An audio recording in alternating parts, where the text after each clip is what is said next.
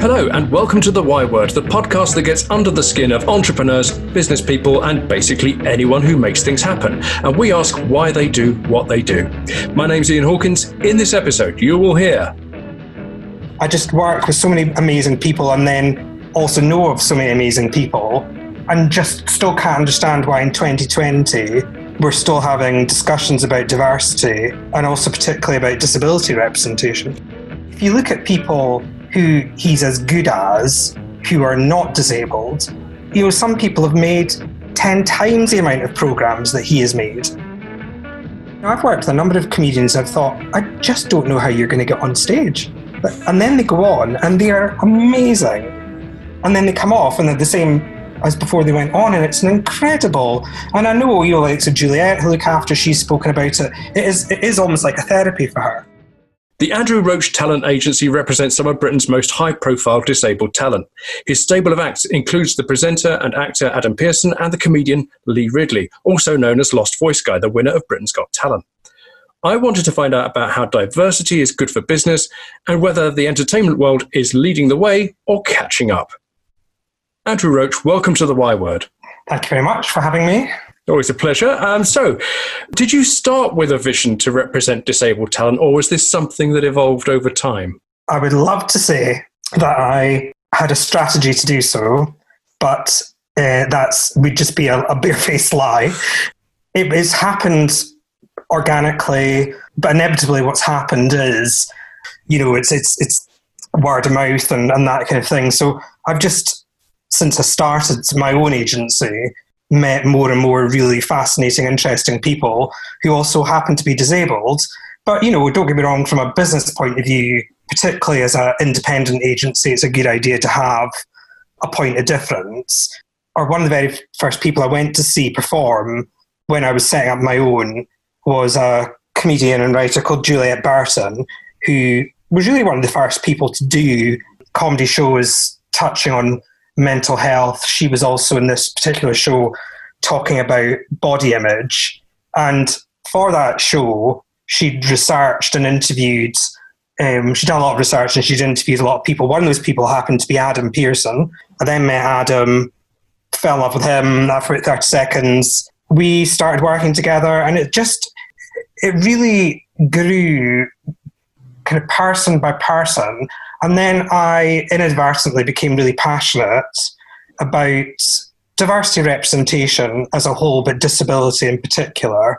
I just work with so many amazing people and then also know of so many amazing people and just still can't understand why in 2020 we're still having discussions about diversity and also particularly about disability representation. It's weird, isn't it? Because you say that. And I mean, I'm glad you bring up Adam Pearson because he's in the introduction because he's one of those people that I particularly like. And when Adam Pearson comes on the telly or on the radio, he feels like a really safe pair of hands. There's no question that he's anything other than just a really good presenter. Well, I mean, so much so that 2 years in a row he was shortlisted for the UK Documentary Presenter of the Year at the Griersons. And one of those years he was then nominated, so you're shortlisted, and then from that shortlist comes a nominee list, and that was 2 years in a row. And this is what drives me nuts. The use of the word risk is used, and then also there's this feeling that therefore that's too much to even think about sometimes, not even having the conversation, which I also find amazing. But with the likes of Adam, he's brilliant at what he does. And he's done a significant amount. But if you look at people who he's as good as, who are not disabled, some people have made 10 times the amount of programmes that he has made. Therefore, that raises the question, why? And, what baffles me as well is why we don't just call it what it is. And I wish people were just more open about it, which is it's discrimination. And I'm not bandying that word about because I want to be controversial. I genuinely believe a lot of people who work, particularly the TV industry, radio, film, I don't think anybody's going out of their way to discriminate, but they're still doing it. I promise we will come back to that issue. Yeah. I promise we will. You mentioned the idea of having a unique selling point, which is if somebody wants a disabled presenter or or actor, they will come to your door. And I wondered if that is that what happens? Are you the go-to guy, or is it still a struggle to get people into work? That's an interesting question. Yes, I think there is a recognition now within the industry that if you want to talk about disabled talent from an agenting or managing point of view, probably they will come to me. And 9 times out of 10, that's probably because I pestered them and I'm like a dog with a bone.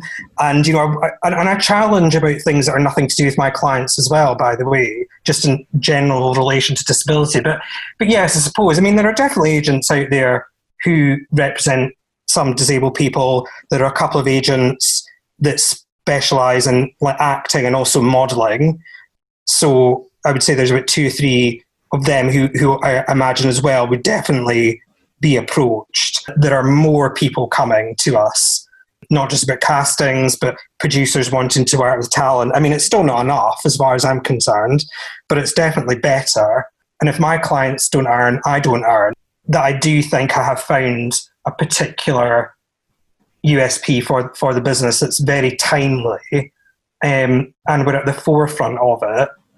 And hopefully that will lead to more and more work, but not just for our clients, but for other clients, because the more we see disabled people on TV or on radio and in movies, the more other people will get the opportunity to work, also off screen as well, which is really important, also within the likes of the BBC at senior levels, etc. So for me, it's all part of there's a commercial side to it, but there's also an ethical and moral side to it as well. I'm thinking about how it is that most people imagine that a theatrical or television or an actor's agent, the people ringing the phone, because we often see, it's always the high-profile people that we imagine, and the phone ringing off the hook. But you have to do quite a lot of proactive work yourself, would you say? Yeah, it really depends. Obviously, after Lee won Britain's Got Talent, that was just trying to field. Well, I was on my own at that point as well. It was just literally me. Now I'm very lucky to have an assistant who's amazing, and I'm part of a bigger company, and there's an infrastructure there which supports me as well, which is fantastic. But sometimes it really goes in ebbs and flows. This industry or this business is so kind of up and down anyway, irrespective of who you are, that there can be some points. There's some point where you're like, crikey, I can't stop answering emails and I haven't done anything, and then. Other moments where actually, there are loads of things to do. And the other thing to say is not all of my clients identify as having a disability. That's the other thing to say. Definitely, I would describe our agency as diverse, which it definitely is, across many different areas of diversity. But yeah, predominantly all our clients are disabled, and therefore, if there is something going on, or a producer or a broadcaster or somebody looking for something specifically in relation to a disabled person who's a comedian or a presenter or a writer or actor, I would really hope that they would be coming to me, because if they're not coming to me and they're not coming to a couple of other agents, then they're not coming to anyone. And then I'll look at the lineup and I'll think, well, there's no disabled person in it. Well, funnily enough, they definitely haven't come to me. And if they haven't come to me, then they clearly haven't come to anybody else who looks after a disabled comedian or presenter, and therefore that is why there's nobody on screen. It's quite simple, really. It doesn't take a rocket science to work it out. I'm just trying to think about the time. I think the last time I saw you in the flesh was actually when just after Lee had won Britain's Got Talent, and I think because you both walked into the Loft Bar in Edinburgh. Oh yes, gosh, yeah. Yeah, and I'm not going to say you looked overwhelmed, because you didn't, but you did have the look of somebody that has a finite amount of bandwidth, and you were quite close to the edge of it. Yeah, I'd say that remained for quite a number of months. Even just from a protective point of view, just trying to make sure that, there was a lot of people trying to take selfies with Lee, and not necessarily in the Loft Bar, but, you were just very aware. He was very high profile, and, obviously still is, but that was really in the early days of it as well. Somebody like Lee Ridley, though, because of his visibility, does he become an ambassador? Wittingly or not? And is that sort of fair to ask him to be an ambassador? Yeah, and I think, I obviously can't speak on behalf of him, but we have spoken about it, and he's written about it and been interviewed about it. He went into Britain's Got Talent because he wanted to win, and he did that. And everything else that came from it possibly wasn't unexpected, but it certainly wasn't, I wouldn't have said, his intention.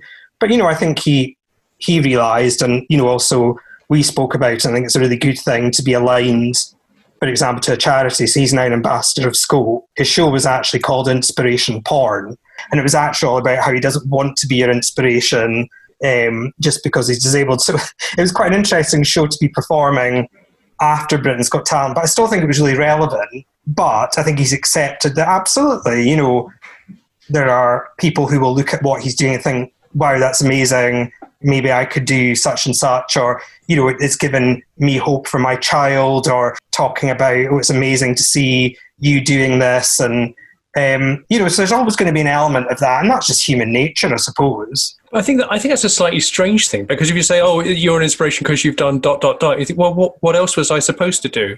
And that's what frustrates me so much about still the industry's perception of disabled people, that it's always preempted by, oh, well, the problem is, or the risk is, or the issue is, the challenge. So you've already created a barrier before it needed to exist. Yeah. So, and actually 9 times out of 10, there's always a solution. There's Dan Edge, who's an actor and a model, he's on the committee for equity, their disabled members committee. I've heard him speak quite a few times, and he's a wheelchair user, and he'll say, well, if you can get that however many ton camera up that hill on set, then you can absolutely get me in my wheelchair. Yeah. Up there. We hear lots of horror stories about how actors or performers are treated, like disabled actors and performers. And I guess it's the first stage, is that as soon as they have some visibility, as soon as they start having a voice, they start telling those horror stories. So maybe, that is an inevitable part of the move on to, better things, where it stops being acceptable for... it would be nice if it was as unacceptable for an able-bodied actor to get into a wheelchair as it would be for a white actor to play a Chinese character. I think it's a really interesting topic, and Adam and I particularly talk about it a lot. His point, and this is, it's not just to adopt his point, but I do agree with it. For us, and for me particularly, it's more about equality of opportunity. So if a disabled actor isn't even getting in the room to be seen for a disabled role, that's the problem. Take Eddie Redmayne in The Theory of Everything. One could argue, because he played Stephen Hawking throughout his life, that it was appropriate. I mean, it could also have been appropriate for a disabled actor to play that role, actually. But what I'm saying there is, I don't think that is the same necessarily, although I would still hope, as I say, that both disabled and non-disabled actors would be seen for the role. That's, for me, where it becomes problematic. Unless there genuinely is, they've done everything to find whoever to fit that role, and there is no one. It's a very complicated and complex discussion. But as I say, I think what it comes down to is, in the very first instance, disabled actors need to be seen. And in fact, for all roles, doesn't matter if the role requires a disability or not, there's still every reason why a disabled actor could be seen for, lawyer, like Liz Carr playing the forensic scientist in Silent Witness. Doesn't matter. The way Andrew tells it, the problems that disabled actors and performers face is not a million miles away from the difficulty of finding more diversity at the top level of big businesses. There's no pipeline, or it's difficult to get into the pipeline, and therefore it's difficult to climb the ladder from the get-go. Goodness, so many metaphors. Andrew has also thought about this a lot more deeply than I have, certainly, and probably most other people. And so if he still thinks it's a difficult thing to get right, then it's definitely a difficult thing to get right. I'm editing this right in the middle of a row about some comedians having their show taken off the air because they play characters of different races. Now, you might think quite rightly that if they have those characters, they should get actors of the right race playing those characters. But on the other hand, if their whole thing is that the characters are always played by the same actors, then are you saying there are no people of different ethnicities in the comic universe they have created. There hasn't been outrage about men playing women or women playing men, for example, at least not yet, but then it will become something that people start to think is no longer acceptable. Look, Andrew's right. It is a really complicated situation, and I hate to sound mealy-mouthed, but I'm not going to come down on either side because that's really not the job of this podcast. What I am pleased about is that at least we're having the discussion, and what I think we can all agree on is that more diversity and better representation is ultimately a really good thing. Hopefully we can embrace more of that in the future, and there'll be more diversity, more representation, and more people will feel part of society rather than, sidelined from it, which is maybe where a lot of this discomfort really comes from. So this is all stuff that's worth thinking about, but I wanted to ask Andrew a rather more personal question and do a bit more of a deep dive. You're very good on social media about this sort of campaigning thing and about the number of productions that are going on now without any disabled talent in it. Is this sort of campaigning thing something that's grown up over the last 5 or however many years, or have you always had this in you and this is just the vehicle you're using? Actually, to be fair, I think if anyone who knows me really well and you ask that question to, they wouldn't be the least bit surprised, because I'm always like a dog with a bone about something. And I have always been that person to speak up. And, my brother said to me on one occasion, Andrew, sometimes I think you can't fight everyone's battles, but it's definitely intensified. And I think it's more intensified because if you just look at the facts, they're dreadful. Yeah. In regards to disability representation, the fact that Chris McCausland became the first physically disabled comedian to do Have I Got News For You last year, ever, since it started in the 90s. We can't just have one person. You need to have more people. And there are more people. I'm a Celeb to Get Me Out of Here. Never has there been a physically disabled person on in 18, 19 series or whatever it is. The Last Leg even, which, is a brilliant programme for disability representation. But if you actually look at the number of physically disabled guests they've had on that show, again, over series and series, it's actually very low. On the other hand, Britain's Got Talent, shiny floor, primetime ITV Saturday night, you had Lee, but you also had Robert White, and they were up against each other. Amazing. So that's actually one of those moments where you go, that's quite something. Jack Carroll had previously been on it and got third. Britain's Got Talent, and actually America's Got Talent. And I know that they won in America's Got Talent a diversity award, but their disability representation has been fantastic, particularly amongst comedians. If they can do it, everyone can do it. Andrew, I've noticed that we've drifted back to talking about other people, and I have to ask you, are you better at sticking up for other people than you are for yourself? Probably. I hate talking about myself. That's why you're an agent. Yeah, which is probably why I fitted in to the role very well. Yeah, I'm better at it, and I've for a long time, actually, I wouldn't even do interviews or anything. Bizarrely, I have done a lot of performing myself, which I find, latterly, I started to lose my sense of being able to do it for various reasons. But for years, from a child, I performed mainly musical theatre and singing, played in orchestras, had no problem doing that. But then but the likes of karaoke, can't stand it, won't do it, because that's me doing it. Whereas if it's on stage, it's a role, it's someone else. And I suppose it is a bit similar to that. I guess stand-up comedy is kind of the self-portrait of drama. Yes. Yeah. Which is why it's fascinating, particularly if you look at, there was a lot of talk about it, particularly when Robin Williams died, but, mental health is rife within the comedy industry and amongst comedians themselves. And, I've worked with a number of comedians who have thought, I just don't know how you're going to get on stage. And then they go on and they are amazing. And then they come off and they're the same as before they went on, and it's an incredible. And I know, like so Juliet, who look after, she's spoken about it. It is almost like a therapy for her. This is why, just going back to the disability representation point of view, we talk about 1 in 5 or 13 million people in this country identifying as having a disability, which can be, visible, non-visible, including mental health. And I actually think it's a bit more than that. I think it'll be more than 1 in 5, because it's about who actually identifies. And there'll be many people who either they don't realise or they do, but still don't identify. And then that goes back to the stigma, which then brings you back to why it's so important to have representation.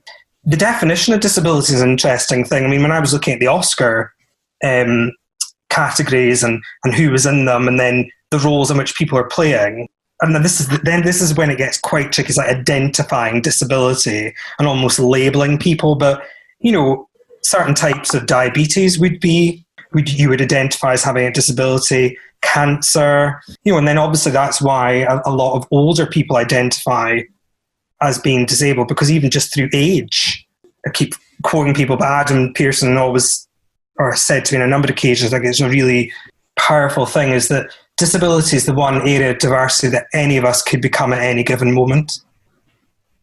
Yeah. Which I think is quite interesting, or it certainly could affect any of us.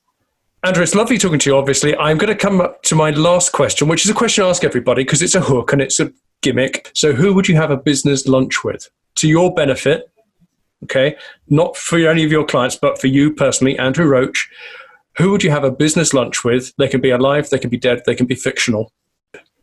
Joe, and I would do this both for personal and business benefit, because I absolutely love her, but she's also a businesswoman. Dolly Parton. That's a very good answer. Where would you go? Oh, frankly, wherever she wanted to go. That would be irrelevant. McDonald's, who cares? Just to be in the same room as her, I think. She is a force of nature, and I think you've chosen... Yeah, I mean, as I say, personally, I adore her, but I think, and actually, from the point of view of difference and diversity in that sense, I mean, not just from her socioeconomic background, but given, at the time she was starting as a woman in the music industry, or just everything about her, I just think she's incredible. And I don't even know if I'd be able to speak, let alone eat. What, does she even eat food? I think she does. Look at that waste. I'm sure I read something that she travels around with her own equipment because she likes to make her own food. Good Southern girl. She probably deep fries everything, but where does it all go? Exactly. Andrew Roach, thank you very much indeed for your time. You're very welcome. If you'd like to find out more about today's guest, you'll find a link to his website in the show notes, and that's also where you'll find the Y-Word contact details. So if you have a great guest waiting to join us on the show, let me know. From me, Ian Hawkins, have a great time. Till the next time.